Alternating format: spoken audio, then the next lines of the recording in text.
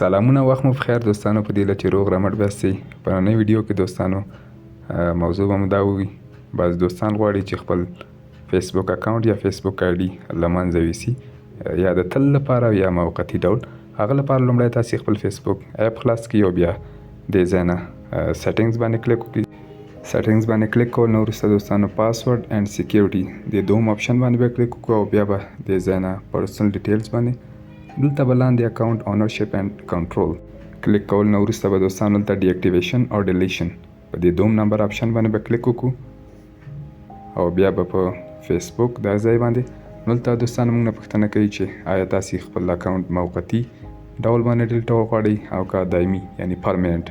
نو که تاسې یو څه وخت لپاره خپل اکاونټ ډیلیټوه چې د فېسبوک نه لرې اوسئ، نو بیا خو ټمپرري دغه لومړنی آپشن چې د دغه کې ډیاکټیویټ کړئ، او که غواړئ چې د تل لپاره خپل فېسبوک اکاونټ ډیلیټ کړئ نو بیا به په دې ډیلیټ دوم نمبر آپشن باندې کوئ. دې باندې کلیک کول نه وروسته کنټینیو باندې کلیک کول نه وروسته دوستانو دا به تاسې نه پوښتنه کوي چې څه علت دی تاسې خپل فېسبوک اکاونټ یا آی ډي ډیلیټول غواړئ یا همیشه دپاره.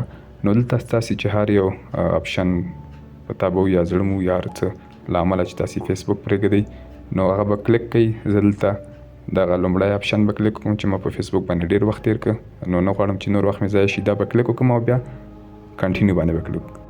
کنټینیو باندې کلیک کول نه وروسته دلته بیا به کنټینیو باندې کلیک وکړئ او دلته تاسې نه پوښتنه کوي چې آیا تاسې خو به خپل کوم معلومات چې دي لکه عکسونه او ویډیوګانو دا شیان یا پوسټونه چې هغه کړي هغه تاسې یو کاپي یې ځان سره کوئ، نو بیا به په دې ډاونلوډ باندې کلیک وکړئ. او که نه نو که څه مو شیان مو په کار نه و آی ډي کې چې مو اپلوډ کړي بیا به په کنټینیو باندې کلیک وکړئ او دغه د تاسې نه به په پای کې دوستانو ستاسې د آی ډي یا اکاونټ کوم پاسورډ چې د هغه به تاسې نه وغواړي. نو زه به دلته دوستانو پاسورډ ورکړم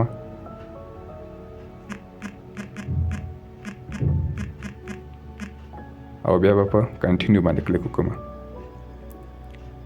او پای کې په ډیلیټ اکاونټ. نو دوستانو پام وي که د 30 ورځو په جریان کې تاسې خپل اکاونټ بیرته لاګین کړ نو دا اکاونټ نه ډیلیټېږي. بیا که غواړئ چې د تل لپاره ډیلیټ شي نو 30 ورځې پورې تاسې پرېږدئ چې اکاونټ مو له منځه لاړ شي.